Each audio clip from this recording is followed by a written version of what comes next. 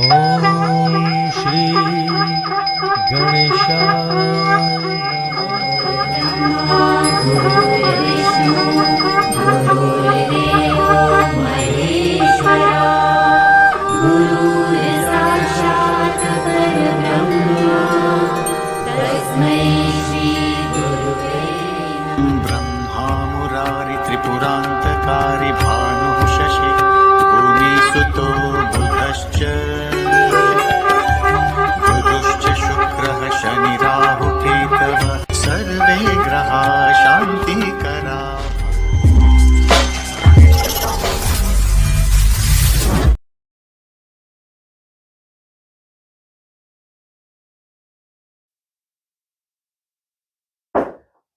ॐ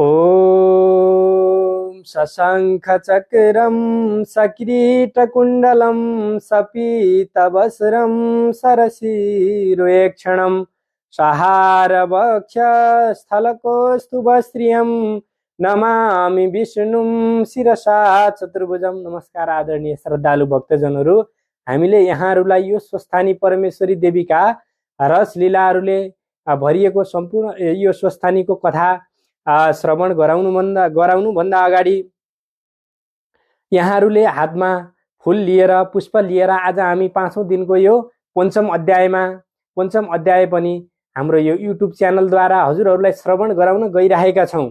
त्यस कारणले गर्दा यहाँहरूले पहिला सुरुमा यो पञ्चम अध्याय श्रवण गर्नुभन्दा पहिला सुरुमा मन्त्र पुष्पाञ्जली गर्नुपर्दछ भनेर भनिएको छ हाम्रो शास्त्रमा।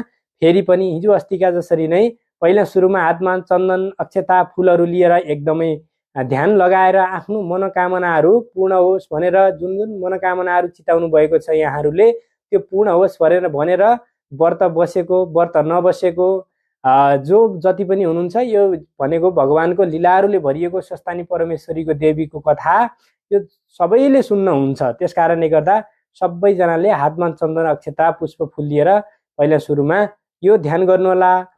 ओम श्री गणेशाय नमः, श्री सरस्वत्यै नमः, श्री स्वस्थानी परमेश्वरे नमो नमः।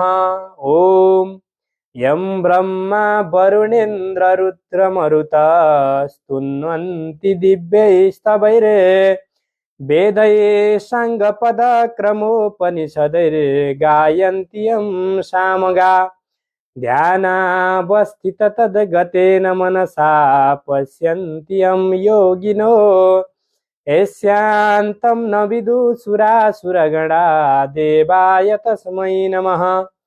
श्रीमच्चन्दनचर्चितो ज्वलवपु शुक्लाम्बरा मल्लिका मालालङ्कृतकुण्डला प्रविलसन् मुक्तावली शोभिता सर्वज्ञाननिदान पुस्तकधरा रुद्राक्षमालाकरा वाग्देवी वनदाम्बुजे वसतु मे त्रैलोक्यमाता चिरम्। मुखं करोति वाचालं पङ्गुलङ्गायते गिरिं यत्कृपातमहं वन्दे परमानन्दमाधवम्। नमो भगवते तस्मै व्यासाय मिततेजसे यस्य प्रसादाद् वक्ष्यामि नारायण कथामिमम्। नारायणं नमस्कृत्यं नरं चैव नरोत्तमं देवीं सरस्वतीं व्यासं ततो जयमुदीरयेत्। साष्टाङ्गं नमनं कृत्वा स्वस्थानीं परमेश्वरीं कथां सुदोपमां देव्या श्रुत्वाभीष्टफलं लभेत्। ओम श्री स्वस्थानी परमेश्वरे नमो नमः। यो प्रार्थना सकेर पुष्पाञ्जली सकेर पुस्तकमा हातमा लिएको चन्दन अक्षता फुलको यो जुन पुष्पाञ्जली छ यो स्वस्थानी परमेश्वरी देवीलाई सम्झेर त्यही चढाइदिनु होला अनि ढोग गर्नु होला। ढोग गरिसकेपछि अनि फेरि हातमा चन्दन अक्षता फुल लिएर एकचित्त भएर यो आज पनि पञ्चम अध्याय श्रवण गर्नु होला। ओम श्री गणेशाय नमः। अतः पञ्चमोऽध्यायः। कुमारजी आज्ञा गर्नुहुन्छ, हे अगस्त्य मुनि, दक्ष प्रजापतिले 33 कोटी कन्या 33 कोटी देवतालाई कन्यादान दिई सबैलाई जुवाई तुल्याई आनन्द लिइरहँदा भए हे अगस्त्य मुनि, सतीदेवीलाई श्री महादेवले विवाह गर्नुभएको कुरा भनिसके। अब के सुन्ने इच्छा छ? भन म भन्दछु भनी कुमारले भन्दा अगस्त्य मुनि बिन्ती गर्दछन्। हे कुमार, त्रिपुरासुरले कसको तपस्या गर्यो सो सब मलाई आज्ञा गर्नुहोस् हजुरले। अब तब कुमार भन्छन्, हे मुनिवर, अघि जब महात्मा भगवान विष्णुले हिरण्याक्षलाई मार्नुभयो तब सम्पूर्ण दानवहरू अति दुखी भई खेद गर्न लागे। तब मया नाम भएको दैत्यले मनमा बडो खेद गरी विचार गर्न लाग्यो, जस्तो कामदेव नहुँदा रति भइन् उस्तै त्यो दैत्यको राजामय भयो। फेरि अरू दुई दैत्य तारकाक्ष र विद्युत प्रवनाम गरेका आफ्ना साथीलाई समेत साथ लिई त्यो मयले ठुलो अगोरको तपस्या गर्न लाग्यो। ती तीनजना दैत्य पुष माघको कठ्याङ्ग्रिदो जाडोमा हिमालयमा गई बस्दथे।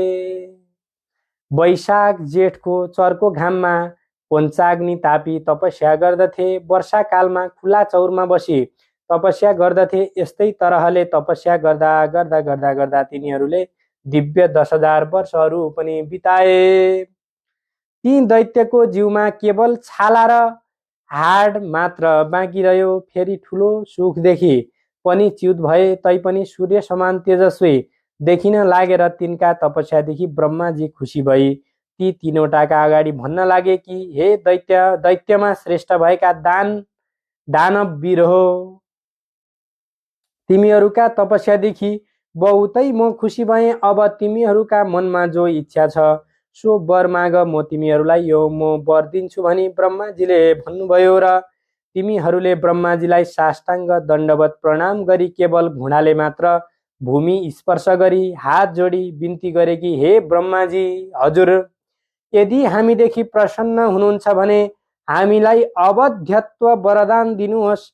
बल र पराक्रम पनि हाम्रो ठुलो होस्, हामीलाई संसारमा कसैले पनि जित्न नसकोस्, हामी जस्ता बलवान कोही पनि नहुन्। फेरि विमान समान जो सुन्दर 3वटा पुर बनाउने छु त्यसमा मनुष्यहरूको गति नहोस्, जस्तो रितसँग हाम्रो मृत्यु नहोस्।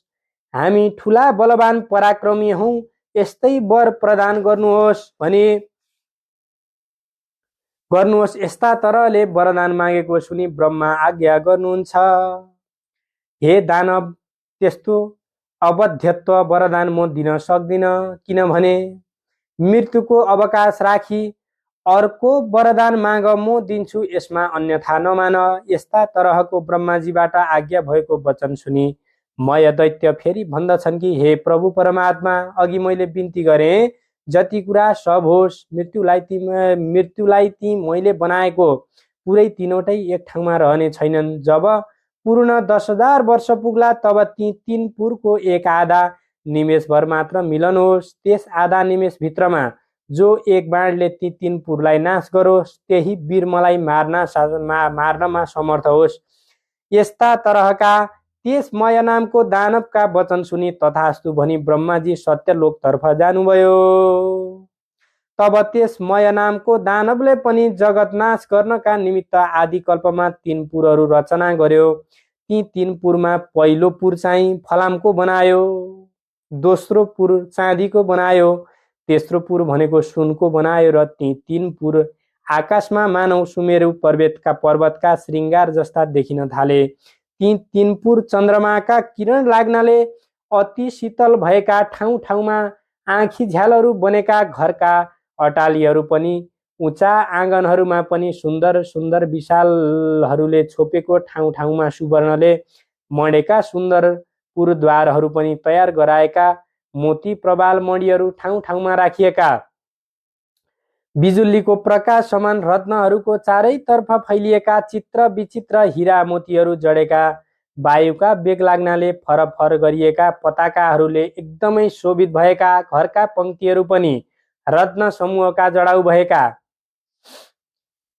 मार्गहरू पनि सिंगारी अति राम्रा तयार गराइएका, घरहरूमा नाना किसिमका पताका ध्वजाहरूले गरी ती 3 विमान रूपको शोभाले युक्त भएका बनाएका, लाखौं अमूल्य रत्नहरू लगाएका, हजारौं हजार बगैँचाहरूले टन्नमा भरिएका, बिरुवाहरूमा पनि राम्रा राम्रा सबैमा 6 ऋतुमा फल लागेका र फूल फुलेका, उत्पन्न गरायो। तलाउ पनि हजारौं किसिमका कमल दलहरूले फुल फुली शोभायमान भएका तयार गराउँदा भए। यस्ता तरहले तीन त्रिपुरका दैत्यहरूका घर मयूर आदि सुन्दर उत्तम लक्षणले संयुक्त भएको पुरुषहरूका नङ लाग्नाले जसका पयोधर दुईका गोलाकार घेरामा अर्धचन्द्राकार घाउ लागेका कलश समान कुच भएका बारुणी मदिराले लाल नयन भइरहेका लज्जाले ईषद हास्य गर्ने जसको नेत्र लोलिएका छन् यस्ती सुन्दरी स्त्रीहरूले व्याप्त भएको त्यो त्रिपुर सहर अति मनोहर देखिन लाग्यो। यसमा जो त्रिपुरमा लोहाको पुर समयले बनाएको छ मयले बनाएको छ त्यो तारकाख्य नामको दैत्यलाई मयले दिँदो भयो।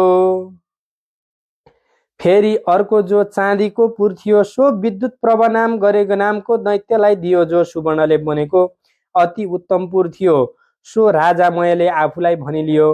तब त्यो त्रिपुर दैत्यपतिका मन्त्री वर्गहरूले शोभायमान भयो। त्यो दैत्यराज पनि अनेक तरहका सम्पूर्ण आफ्ना शत्रुहरूको सेनालाई जितिकन ब्राह्मण वर्ग भृत्य वर्गले सहित भई स्त्रीहरूलाई साथले सुखपूर्वक रहँदा अनेक तरहका सुख पाउन लागे। तीन लोकको आनन्दलाई ध्वंस गर्न लागेर शेखी र दर्पमा प्राप्त भई सम्पूर्ण देवताहरूलाई जितिलियौं भनी मनमा मान्न लागे। उनीहरूलाई मार्न लागे। उनका बगैँचा वृक्ष बिरुवाहरू उखेल्नलाई लिए। आएर यस्ता तरहले देवताहरूलाई दुःख दिदामा बहुत काल व्यतीत भयो। तिनीहरूदेखि इन्द्रादि देवताहरू पनि एकदमै क्रोधित भएर डराए। देवताहरू क्रोधित भएर ब्रह्माजीका सामु गई त्रिपुरावासी दैत्यहरूको सम्पूर्ण उपद्रव विस्तार गरे। यिनीहरूले के कर्म गरे कस्तो प्रकारको दुःख दिए सम्पूर्ण विस्तार पूर्वक त्यहाँ बताइसकेपछि त्यसपछि ब्रह्माजीले सबै देवताहरूलाई शान्त गराई दैत्यालयम तत्सुशुभे तथैव प्रवृत्त केका बिह गैर महर्दिवी तत्पुन्न खा भिन्न पयो धराभिरा कोर्ण रक्तावन्त विलोचनाभि। आज्ञा भयो कि हे देवतागण त्रिपुरासुर दैत्यहरू अति बडा बलवान छन्। तिमीहरू तिनको नाश गर्न एकदमै सक्दैनौ। तस्मात् नारायण आदि सकल देवताहरू हामीहरू महादेवका चरण कमलमा गएर शरणमा जाउँ। चरण कमलमा गएर दण्डवत गरी महादेवलाई हाम्रा गतिहरू यस्ता भएका छन् भनेर सम्पूर्ण कुराहरू जानकारी दियौँ। उनै महादेव हामीहरूका शत्रु ती दैत्यहरूको नाश गर्न सक्दछन्। यस्ता तरहको ब्रह्माजीको आज्ञा सुनि हस्त प्रभु मेरो प्रभु परमात्मा भनी ब्रह्मा सूर्य इन्द्र वायु अग्नि आदि सकलले ब्रह्माजीलाई साथली कैलाश पर्वतमा गएर महादेवलाई देखि अनेक तरहसँग स्तुति गर्न लागे। हे त्रिलोकेश्वर, हे पिनाकधारी, हे चन्द्रमौले, हे अति पराक्रमी, म हजुरलाई कोटी कोटी नमस्कार हामी सम्पूर्णले गर्दछौँ। चन्द्रमाका प्रभावले प्रकाशमान भएका उत्तम जटाधारी हे चन्द्रशेखर, हे त्रिलोकदेव, हे पिनाक पाणी, तपाईँलाई कोटी कोटी नमस्कार छ। अति तीक्ष्ण धार भएको वनचरो धारण गर्ने, त्रिशूल लिने, नन्दीलाई वरदान दिने, जगतलाई शरण दिने देवताका पनि देवता यस्ता तपाईँलाई कोटी कोटी नमस्कार छ। सदा सर्वदा प्रसन्न भई वरदान दिने यज्ञको मालिक, हिमालयमा बस्ने, चिसो हिमालयमा बस्ने कैलाशवासी यस्ता तिमीलाई कोटी कोटी नमस्कार छ। विरक्तिहरूले ध्यान गरिरहेका सदा सर्वदा धर्ममा रहने, दिशारूपी जो वस्त्र तिनै धारण गर्ने, भक्तलाई वरदान दिने, जगतका सम्पत्तिलाई तुच्छ मान्ने, जगतका धाता विधाता यस्ता तपाईँलाई हामी कोटी कोटी नमस्कार गर्दछौँ भनेर भनिसकेपछि परभन्दा पनि झन् परमात्मा परमेश्वर हजुरलाई हामी कोटी कोटी नमस्कार छ। चन्द्र सूर्य इन्द्र अग्नि ब्रह्मादि देवताका पनि पालना र सृष्टि गर्ने यस्ता तपाईँलाई फेरि पनि कोटी कोटी नमस्कार। सूक्ष्म भन्दा पनि अति सूक्ष्म स्वरूप, नित्य स्वरूप, काल स्वरूप धारण गर्ने यस्ता तपाईँलाई नमस्कार। परभन्दा पनि परमात्मा रूप शङ्करलाई सहस्र नमस्कार छ। सम्पूर्ण पृथ्वीलाई धारण गर्ने यज्ञ स्वरूप यस्ता तपाईँलाई नमस्कार छ। चन्द्र सूर्य वायु अग्नि जल आकाश र इन्द्रलाई रचना गर्ने यस्ता तपाईँलाई कोटी कोटी नमस्कार। दक्षको यज्ञ नाश गर्ने, पुषाको दाँत भाँच्ने, कामदेवलाई भस्म गर्ने यस्ता हजुरलाई कोटी कोटी नमस्कार। हे पुरुषोत्तम, हे सौम्य, हे बपुष्मान, हे महादेव, सकल जगतको सृष्टि स्थिति संहार गर्ने यस्ता तपाईँलाई कोटी कोटी नमस्कार। यज्ञ उत्पन्न गर्ने, सुर असुरहरूलाई पनि उत्पन्न गर्ने यज्ञहरूलाई पनि उत्पन्न गर्ने हे नीलकण्ठ महादेव, हे शिखण्डी, तपाईँलाई कोटी कोटी नमस्कार। सदा मसानमा निवास गर्ने, सर्वदा दैत्यको अङ्ग पनि नाश गर्ने, मोह छुट्याउने, अज्ञानको ध्वंस गर्ने यस्ता तपाईँलाई कोटी कोटी नमस्कार। सदा मोक्ष रूप वरदान दिने, सदा सर्वदा निरन्तर अमृत स्वरूप गिरिन्दी पुत्रीका भर्ता कुमारका पिता यस्ता तपाईँलाई कोटी कोटी नमस्कार। फेरि दक्षको यज्ञ नाश गर्ने यस्ता तपाईँलाई कोटी कोटी नमस्कार। हे वरदान दिने प्रभु परमात्मा चण्डीश्वर, हे अखिलेश्वर, हामीदेखि प्रसन्न हुनुहोस्। हजुरलाई कोटी कोटी नमस्कार। यस्ता प्रकारले देवताहरूले स्तुति गरेपछि देवताको स्तुतिदेखि प्रसन्न भए उनका मनको इच्छा जानी आज्ञा गर्नुभयो। हे देवता हो, जे वर माग्छौ माग, आज मैले तिमीहरूको यो मनोकामनाहरू पूर्ण गर्नेछु। जे वर माग्छौ माग, म सम्पूर्ण कुराहरू दिन्छु। लोकमा मैले नदिने कुरा केही पनि छैन, सबै कुराहरू मैले आफ्ना भक्तहरूलाई दिने गरेको छु। महादेवको यस्तो आज्ञा भएपछि सम्पूर्ण देवताहरू बिन्ती गर्दछन् कि हे प्रभु परमात्मा, ब्रह्माजीका वरदानले उन्मत्त भएका मया आदि नाम गरेका दैत्यहरूले हाम्रा उर्वशी आदि अप्सराहरूलाई पनि लुटिलगे, सम्पूर्ण उपवनहरूका उत्तम उत्तम बिरुवाहरू पनि लगे, बगैँचाहरू नष्ट गराइदिए। अब देवताहरूलाई नाश गर भन्दै हामीलाई दुःख दिन्छन्। हे मेरो प्रभु परमात्मा, हे भगवान, ती दैत्यको नाश गर्नलाई ब्रह्मा पनि समर्थ छैनन्, विष्णु पनि समर्थ छैनन्। हे नीलकण्ठेश्वर प्रभु परमात्मा, जस्ता हृदयले देवताहरूको जय हुन्छ सो वरदान गरेर हाम्रो उद्धार गरी बक्सियोस् भनेर भनिसकेपछि यस्ता प्रकारले स्तुति गरेको देखि महादेव प्रसन्न भई देवताहरूलाई वचन आज्ञा गर्नुभयो कि हे देवतागण हो, तपाईँहरूले 11 अंश धारण गरी रुद्र तेजोमय रूप भई दानवहरूलाई नष्ट गर्नुहोस्। यति महादेवको आज्ञा भएपछि देवताहरू फेरि बिन्ती गर्दछन्, हे मेरो प्रभु परमात्मा, हामी हजुरका तेजको सरसोसको एक अंश पनि धारण गर्न सक्दैनौँ। महेश्वरको तेजलाई धारण गर्न त के हेर्नलाई पनि हाम्रो सामर्थ्य छैन, हामीमा त्यति भित्र शक्ति छैन।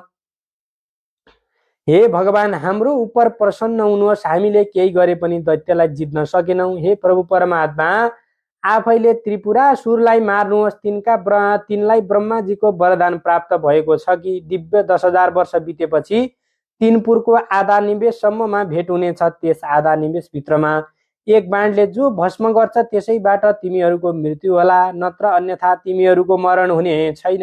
यस्तो वरदान पाएका दैत्यहरूले नाश गर्नमा हाम्रो सामर्थ्य छैन। हे प्रभु परमात्मा, हामी उपर प्रसन्न हुनुहोस्, त्यस त्रिपुरासुरको नाश गरी बक्सनुहोस्। यस्ता प्रकारले स्तुति गर्ने खिन्न चित्त भएका देवताहरूलाई आश्वासन दिई महादेवबाट आज्ञा भयो। आज्ञा भइसकेपछि हे देवगण, यदि यस्तो महादुर्वेद त्रिपुर छ भने ब्रह्मादि देवताको प्रिय निमित्त म एक बाणले ती तिनै पुरलाई भस्म गरिदिउँला। रथमा बस्दा त्रिपुरासुरको नाश गरूला। दानवादी वीरहरूले रक्षा गरिएको त्रिपुरसँग लड्दा मेरो बललाई समार्न सक्ने हिमालय पर्वत समान मेरो निमित्त तपाईहरूले रथ तयार गराउनुहोस्। यस्तो वचन सुनि सकल देवतागणहरू हस हुन्छ भनी महादेवलाई नमस्कार गरी खुसी भए र हे मुनि श्रेष्ठ, महादेवका निमित्त विश्वकर्माले सम्पूर्ण देवताले युक्त भएका सुवर्णमय रथ तयार गराए। त्यस रथको दक्षिण चक्र पाङ्रो सूर्य भएर उत्तरतर्फको चक्र चन्द्रमा भयो। दक्षिण चक्रमा 12 सूर्यभूषण गराए। ऋतु पनि रथको दायाँ बायाँतिर राखिए। त्यो रथको गजुर आकाश बनाए। पाङ्रो अड्याउन दण्ड मन्दराचलको बनाए। अस्ताचल र उदयाचल यी 2 पर्वत पाङ्राको चुकुल गराए। अयन संवत्सर रथको वेग भयो। 4 समुद्र रथका 4 कुण्डलिका भए। सम्पूर्ण गङ्गा आदि तीर्थहरू उत्तम वस्त्र भूषणहरूलाई स्त्री रूप भई हातमा चमरली र त्यो रथमा रहे। लगाम हाँक्ने सारथी ब्रह्मा भए। ब्रह्मा स्वरूप ओमकारको कोर्रा बनाए। विन्ध्याचलको छत्र निरूपण गरे। मन्दराचल उसको पार्श्वदण्ड बनाए। सुमेरु पर्वतको धनु बनाए। श्री शेषनाग धनुको ताँदो भयो। सरस्वती देवीजी घण्ट भई गइन्। साक्षात नारायण प्रभु परमात्मा भगवान श्री हरि विष्णु अग्नि वारणको टुप्पो भए। 4 बेत रथका 4 घोडा भए। तारा गणहरू घोडाको गहना भए। यस्ता तरहले हे मुनि, जो जति जे भयो यो ब्रह्माण्डमा विज्ञ छन् सब त्यस रथका अवयव भए यस्ता प्रकारले त्यो धनुबाणले सहित भएको रथ तयार भएपछि भगवान शङ्कर पृथ्वी र आकाशलाई कम्प गराई रथमा चढ्नुभयो। उहाँ पछि रुद्रका नन्दी आदि जो पार्षदहरू छन् सो नन्दी भए, शङ्खको कर्ण चण्डेश्वर भए, गणेश्वर भए, योगाक्ष भए। यी सब त्रिशूल पट्टिस हातमा लिएका अनेक तरहका शास्त्र जानेका नाना तरहका शङ्ख भिरी मृदङ्ग बजाउँदै महादेवका उपर अनेक चित्र विचित्र पुष्प गराउँदा भए। तिनका तेजको भार सहन गर्न नसकी सम्पूर्ण देवताहरू मोहमा प्राप्त भए। महादेवले देवता मोह भएको जानी तिनका तेज खिची केही शान्त गर्नुभयो र देवताहरूले पनि रुद्रगणको तेज सहन गर्नलाई किञ्चित समर्थ भए। त्यहाँपछि हे मुनि श्रेष्ठ उसै बेलामा नारदजी दैत्यहरू कहाँ गई भन्न लागे, महादेव देवताहरूका स्तुतिदेखि प्रसन्न भई तिमीहरूलाई मार्न भनी आउन लागे। अब तिम्रो जस्तो इच्छा हुन्छ सो गर, नत्र तिमीहरूले सत्यनाश हुनेछ। यस्तो प्रकारको नारदको वचन सुनि मयाले आफ्ना साथी तारकाक्ष र विद्युतमाली इत्यादि सम्पूर्ण दानवहरूलाई नारदजीबाट भन्नुभएका कुरा सबैलाई सुनाउँदा भए। तब दैत्य मध्येको श्रेष्ठ तारकले भन्यो, हे राजन, किन चिन्ता गर्छौ? देवता यथार्थले बाध्य छन् कि? यो त्रिपुर भेदन गर्न कसको सामर्थ्य छ? यदि सम्पूर्ण देवता, यक्ष, किन्नर, गन्धर्व आए पनि यो त्रिपुर अवध्य छैन। अथवा शत्रुलाई जित्नका निमित्त साम दाम आदि अनेक तरहका नीति छन्। जित्ने इच्छा गर्ने बलि शत्रुलाई पराक्रम गरी दण्ड दिन योग्य छ। यस्ता राजा तारकको वचन सुनि विद्युतमाली भन्दछन्, हे राजन, बलहीन देवता हामीदेखि कुनै प्रकारले पनि समर गर्न सक्दैनन्। जो मूड भई युद्ध गर्ला त्यो अवश्य क्षयमा प्राप्त होला भने। हे राजन, चिन्ता के को छ? लडौँ। सम्पूर्ण देवतालाई जिती लोकको इन्द्र पद जन भोग गर्नुहोस्। अघिको हिरण्याक्ष हिरण्यकशिपुको पदमा प्राप्त भई 14 भुवनका सम्पत्तिको भोग गरी हिरण्यकशिपुको गतिमा प्राप्त हुनुहोस्। यस्ता प्रकारको विद्युतमालीको वचन सुनि मय भन्दछन्, हे दानवीरो, अब हाम्रो नाशको बखत भयो। सुन्यौ? ऊ बारम्बार शिर कम्प गराउँदै फेरि भन्दछन् कि जो शत्रुभन्दा बलि होस् अथवा हीन बल होस् उसँग हामीले साम इत्यादि उपाय गर्नु उचित हुँदछ। जो सम्पूर्ण जगतका मालिक प्रभु ईश्वर महादेव हुन्, उनै देवता र हामीहरूका स्रष्टा हुन्। उनी यदि आज हामीलाई मार्न स्वयं आउँदछन् भने अब यसको उपाय अरू केही पनि छैन। खाली भगवान महादेवलाई प्रणाम गरौँ, यही मेरो मति छ। यदि अब हामी कठोरता धारण गरी महादेवका सामु गई युद्ध गरौँला त अवश्य हामीहरू यिनका दृष्टिपातैले भस्म हुनेछौँ। जो ब्रह्मादि देवता पनि दुखी भई जसका शरणमा जान्छन्, आज उनै भगवान महादेव हामीलाई संहार गर्न आउँछन् भने हाम्रो के गति होला? हामी त यो एकछिन पनि टिक्न सक्दैनौँ। जो क्षण मात्रामा सकल जगतको सृष्टि संहार गर्न समर्थ छन्, जो मुक्तिका दाता सकल जगतको कारणहरू छन्, त्यस्ता श्री महादेवजीसँग हामीहरू कसरी सकौँला? हाम्रो विधिहीन तपस्याले केही हुँदैन। तिमीहरूले कति समयसम्म भोग गर्यौ? त्यसै कारणले म भन्दछु, हे दानववीर हो, तिमीहरू सबै कालले प्रेरित युद्ध गर्न भनी उत्सुक छौ। यस्ता प्रकारको मयको वचन सुनि नारदले सारा दैत्यको संहार गर्ने कारण सुनाई भने, हे महाराज, अब तिम्रो तपस्या क्षीण भयो, अब ऐश्वर्य भोग समाप्त भयो। तथापि सङ्ग्राममा अघि नसरी नपुंसक झैँ ती देवताको शरण जानुभन्दा सङ्ग्राममा लडी मोक्ष हुनु उत्तम ठान्दछु। यदि महादेवका हातबाट मर्यौ भने श्री महादेवका प्रथम गणको अधिपति हौला। यदि तिमी शरणमा जाउला तापनि देवताका हितका निमित्त महादेव तिमीहरूलाई नमारी छोड्ने छैनन्। अवश्य पनि मृत्युको घाट उतार्ने छन् भनी फेरि यस्ता दानवका राजा भइकन पनि कायरता गर्दछौ। कायरतादेखि शिवजी प्रसन्न हुने छैनन्, सुरदेखि प्रसन्न हुन्छन्। किन नलड्नु? लड। कदाचित जित्यौ भने तिनै लोकको राज्य पनि भोग गरौला।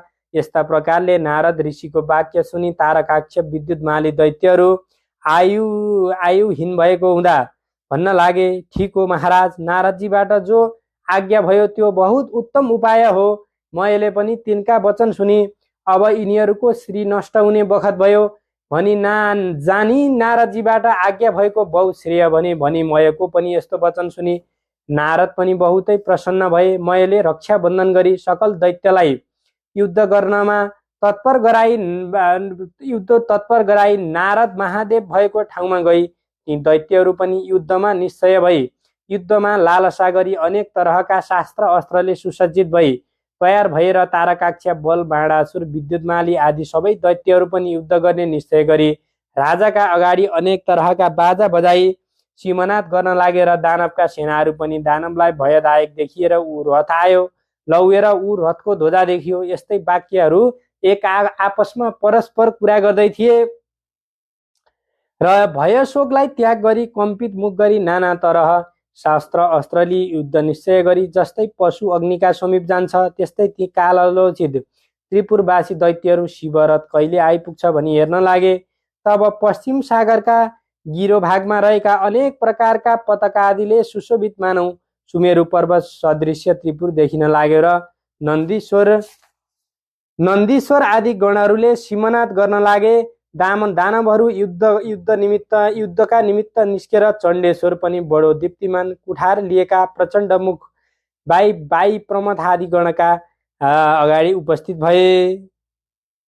फेरि देदीप्यमान त्रिशूल हातमा लिई शिवतुल्य पराक्रम गर्दै आएर गणका अधिपति शङ्खु नायक पनि मुसल हातमा लिई उनका पार्श्वमा गई खडा भए। नन्दी भृङ्गी वीरभद्र आदि अनेक गण वर्ज त्रिशूल गदा परिक युद्धका निमित्त अग्रसर भए। दैत्यगण पनि महादेवको रथ आएको देखि युद्ध गर्न भनी अनेक प्रकारका दिव्य आयुध हातमा लिई निस्केर गणहरूसँग युद्ध गर्न लागे। अति क्रोध पनि गर्न लागे। तब महादेवले त्रिपुरलाई दग्ध भए जस्तै देखि हास्य गर्दै लड्नलाई स्थित भएर ठुलो सिमनाद गरी युद्ध गर्न लागे। नन्दी पनि महाबली दैत्यगणसँग युद्ध गर्न लागे। भृङ्गीले पनि 10 बाण छोडी विद्युत पर्वतलाई भेदन गरे। राता राता आँखा पारी शिलाले ठोक्दा पनि त्यसलाई केही गर्न सकेनन्। तब श्रृङ्गी र हृष्टिले विद्युत प्रभका पृष्ठदेशमा प्रहार गरेर तब उसले शूलले पूर्ण फुङ्कारले भृङ्गी र रीटिलाई प्रहार गरेर जसको वेदना सहन नसकी भृङ्गी र रीटी त्यहाँबाट पलायमान भए। जब यस दैत्यराजले यिनीहरूलाई जित्यो तब गणनायक गणेशका काँधमा 1000 बाण छोडी वध गर्यो र फेरि 63 फेरि 10,000 बाण छोडी जब गणेशका मर्ममा घाउ गराई वेदना गराउँथ्यो तब गणेशजी अति क्रुद्ध भई आफ्नो सुँड पछारी त्यसको गर्दनमा बेरी निमोठी जस्तै महाहात्ती कमलको फुल सुँडले फेरि तलाउबाट उखेली फ्याँक्छन्। यस्तै गर्दै गर्दै गर्दै त्यस्तै विद्युत प्रभको शिर पनि उखेली फ्याँकिदिए। तब शरीरबाट उखेलिएको त्यो शिर यस्तो शोभामा प्राप्त भयो कि जस्तै सरोवरबाट छुट्टी हात्तीका दाँतमा अड्केको कमलको फुलको शोभा पाउँछ। यो देखि भृङ्गीले नाना तरहले गान गरे। तब नेमी नाम गरेको बल नाम गरेका 2वटा दानव वीर क्रोधले युक्त भई आएर गणेशलाई मर्ममा बाण छोडी घाउ गराउन लागे। शङ्कु कर्णले तिनलाई बीचमा रोकी तिनका ध्वजा रथ सारथी घोडा आदि गरिएका सम्पूर्ण कुराहरू बाट विरथी बनाए। तब ती 2 जना पनि झट्ट अर्को रथमा चढेर आएर 3 चण्डेश्वर गणका नायकको मर्ममा हजारौं बाण हानी घाउ गराए। तब ती गणेश्वरले पनि क्रोधले आँखा रातो रातो बारे भयङ्कर मुसल प्रहार गरी दुवैलाई यमराज कहाँ पुर्याए। त्यहाँ उपरान्त ठुला दैत्यहरू जो त्रिपुरवासी थिए सबै क्रुद्ध भई बराबर समूह निस्केर नाना तरहका नारा वज्र त्रिशूल कुठार लिएर महादेवका गणमाथि झम्टी महाघोर युद्ध गर्न लागे। शिवगणहरू पनि शिवका आज्ञा पाएका हुँदा जस्तै उन्मत्त केसरी मृगहरूलाई भर्काउँछ त्यस्तै गरी दानव दैत्यहरूका सैन्यलाई भर्काई बारम्बार छिन्न भिन्न गरी मार्न लागे। दैत्यहरूमा कसैसित शिर छैनन् कसैका गिण छैनन्। यस्तै रीतिले नाश हुन लागे। रगत बगी नदी झैँ बग्यो। खोलामा पुरै रगतले बग्न लाग्यो। नदीहरूमा पनि रगतले बग्न थाल्यो। यस्तै गर्दै गर्दै जाँदा सम्पूर्ण गणनायकहरूमाथि झम्ट्यो र अनेक तरहसँग बाण वृष्टि गर्यो। तब गणनायक शङ्कु कर्णले पनि त्यस महाबली दैत्य पनि केही गिर्ला भने जस्तो भयो। तब फेरि त्यस दैत्यलाई भाला प्रहार गरे। तब त्यो तारक दैत्य पनि रिसले भूमिबाट उठी चक्रले प्रहार गर्यो र तब गणेश्वरले शङ्कु कर्णले पनि मुड्कीले नै अति वेदना हुने गरी त्यसलाई हाने। शङ्कु कर्णको आयुधलाई त्याग्दो भयो। तब त्यो दैत्यराज महाक्रोधले रिसलाई त्याग्न नसकी मुड्कीको वेदना सहन नसकी मृत्यु वरण गरेर यस्तो प्रकारसँग त्यसलाई गिरेको देखि दानवहरूले उठाई मयका भवनमा लिई आई सारा वृत्तान्त बताए अनेक तरसँग विलाप गर्न लागे। तब ती रुन लागेका दानवहरूलाई सम्झाई भने कि मेरो घरमा अमृतको कुण्ड छ, त्यसैमा दैत्यहरूलाई चोबी बचाऊ। तब ती दैत्यहरूले हुन्छ भने प्रसन्न भई अमृतमा चोबी दैत्यपति तारकासुरलाई बिउताए। फेरि मरेका दैत्यहरूलाई पनि बचाइदिए भनी प्रसन्नताले मयलाई शिर नुहाई प्रणाम गरे। तब त्यो तारकाक्ष फेरि बडो बेग्ले गरी सङ्ग्राम भूमिमा आएको देखि ब्रह्माजीले आफ्नो बायाँ हातले त्यस दैत्यलाई देखाई महादेवसँग भन्न लाग्नुभयो, हे महादेव, त्यो दैत्य अघि मरेको थियो, अहिले फेरि बाँचेर आयो। मयका घरमा अमृत छ, त्यस अमृतले गर्दा मयले दानवहरूलाई बचाउँछ। हे शम्भो, यदि यसको घरमा अमृत छ त यो मरेको दैत्यहरूलाई बराबर बचाउँदछ। यसै कारणले प्रहार गरेर मात्र पनि यो अमृत शोषी लिनु पर्दछ। यस्ता प्रकारका वचन सुनि बाण प्रहार गरी अमृतलाई शोषी लिई फेरि ब्रह्माजी बिन्ती गर्नुहुन्छ, हे देवेश, अब त्यो स्वर ग्रहण होस्। मैले त्रिपुर दैत्यहरूसँगको लडाईँ खुब लडेँ। लड्दा लड्दा आज पूर्ण 10,000 वर्ष व्यतीत भइसक्यो, तैपनि त्रिपुरको क्षय भएन। अब त्यो बाण चाँडो छोड्नुहोस्, तब शत्रु नाश होलान्। यी पुर एक आधा निमेषभर एकपत्र भई फेरि अलग होलान्। त्यसै बेलामा बाण प्रहार छोड्नुहोस् भनेर बिन्ती गर्न लागे। भने बाण प्रहार गर्नुहोस्, त्रिपुरको नाश गर्नुहोस्। यस्ता प्रकारका ब्रह्मका वचन सुनि लौ भनी त्यो उग्र बाण धनुमा चढाए। धनुलाई तलमाथि झुकाए। दिव्य 10,000 वर्ष पुगेपछि आधा निमेषका निमित्त त्रिपुर जोडिएको थियो। महादेवले आफ्ना योग बलले त्यस बखतमा सारा जगत निश्चल भई गयो। त्यहाँ पछि जसका अग्रभागमा अग्नि सोम स्थित थिए, त्यो नारायण रूपी बाण प्रहार गर्दा भने त्यो बाणले जसै महादेवले प्रहार गरे, तब त्यस त्रिपुरका घरहरूमा चारैतर्फ दग्ध हुन लाग्यो। धिक धिक कष्ट कष्ट भन्ने शब्द उत्पत्ति भयो। र तब महादेवले नन्दीलाई डाकी हराउनु भयो कि, हे नन्दी, तिमी चाँडो गई अग्निलाई भन कि त्यो मय मेरो भक्त छ, त्यसलाई अग्निले दग्ध नगराउनु। महादेवको यस्तो आज्ञा सुनि आफ्ना तपोबलका योगहरूले वायुभूत भई बाण भन्दा पनि चाँडो गई अग्नि नन्दीजी मयका पुरमा प्रवेश गरी मयका घरमा गए। त्यहाँ गई देखे कि मय नामको दानव शिवलिङ्ग अगाडि राखी शिवको ध्यान गरी बसिरहेको छ। तब नन्दीले उसलाई आह्वान गरी तिमीलाई अग्निले जलाउने छैनन् भनेर मयले ती गणराजलाई पनि नमस्कार गरे। उसै बेला अग्नि पनि त्यहाँ आइपुगेर अग्निलाई नन्दीले महादेवको आज्ञा सुनाइदिए। तब अग्निले मयलाई भने कि अब यहाँबाट तिमी चाँडो पुर छोडी निस्क। मयले पनि हस हुन्छ भनी सुवर्णमय शिवलिङ्ग लिई पातालमा तत्काल गएर नन्दीले पनि फर्की सम्पूर्ण विस्तार महादेवसँग बिन्ती गरेर त्यहाँ पछि त्रिपुर भस्म हुन लाग्यो। त्यसको वेदी र गृह सब नष्ट भई अनेक दानवहरूले रोए कराएको शब्द सुनिन लाग्यो। अय्या अय्या आथु आथु भन्ने शब्द सुनिन लाग्यो। वस्त्र खुसेका स्त्रीहरूले पनि निस्की कराएको शब्द सुनिन लाग्यो। झ्याल विमान अटालीहरूमा रहेका पहेँला र उच्च स्थान भएका मदले विह्वल नेत्र भएका आफ्ना पतिहरूका प्रिय भएका स्त्रीहरू अग्निबाणले भयभीत भई घर घरमा यत्र तत्र दगुन लागेको देखिन थाल्यो।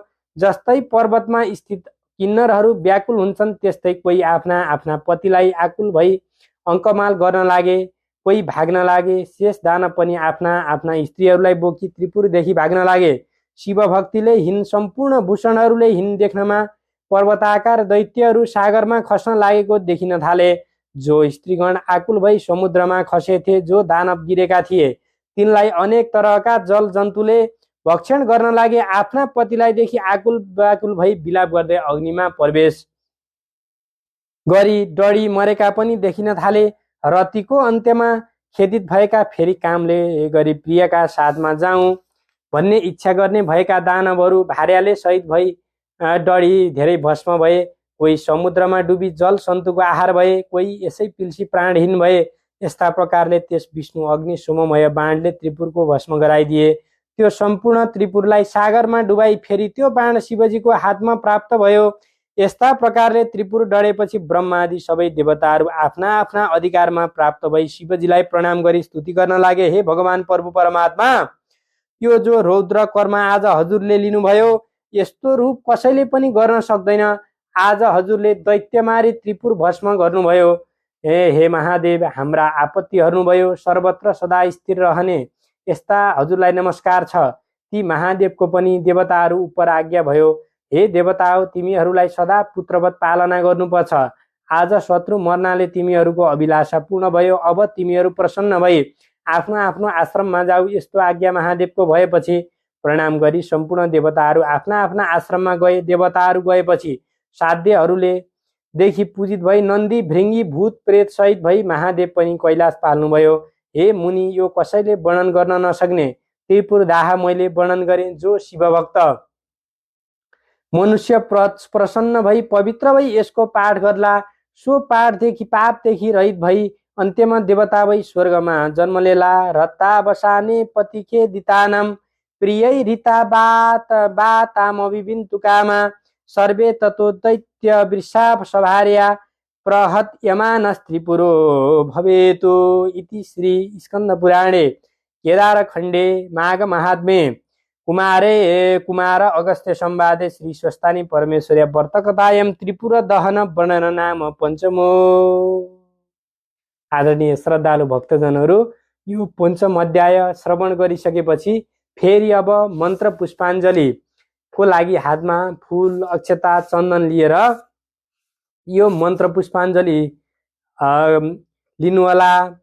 ओम उपनयतु मङ्गला वा सकल जगन मङ्गलालय श्रीमान दिनकर किरण निबोधित नवनलिन दल निवेक्षण श्रीकृष्ण काले वर्षतु पर्जन्य पृथिवी सस्यशालिनी देशोऽयं च वरयितो ब्राह्मणा सन्तु निर्भया अपुत्रा पुत्रिण सन्तु पुत्रिण सन्तु पुत्रिण निर्धना सदना सन्तु जीवन्तु शरदां शतं तत्रैव गङ्गा यमुना च तत्र गोदावरी सिन्धु सरस्वती च तीर्थानि सर्वाणि वसन्ति तत्र यत्राच्युतोदार कथा प्रसंग या कुन्दिन्दुतसार हार धवला या शुभ्रवस्त्रावृता या वीणा वरदण्ड मण्डितकरा या श्वेत पद्मासना या ब्रह्मच्युत शङ्करा प्रभृति वरे देवै सदा वन्दिता सामं पात सरस्वती भगवती निशेष जाड्यापहा। सबैजनाले यो आफ्नो मनोकामना पूर्ण होस् भनेर हातमा लिएको चन्दन अक्षता फूलहरू स्वस्तानी परमेश्वरी देवीको